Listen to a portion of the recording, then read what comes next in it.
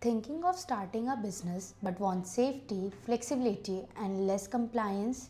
Then LLP Limited Liability Registration might be the best choice for you.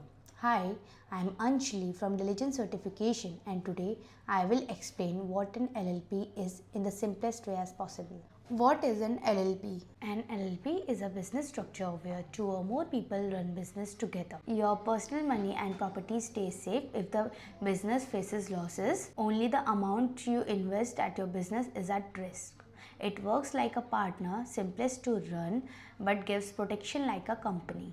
Why start an LLP? Your personal assets remain protected, even if the business faces debts or legal issues. Management is simple and flexible.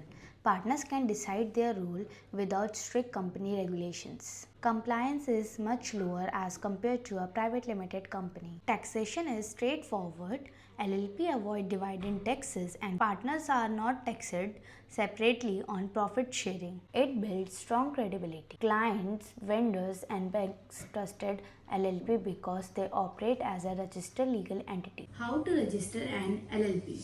Step 1. Choose a unique name. Make sure no one else is using it. Step 2.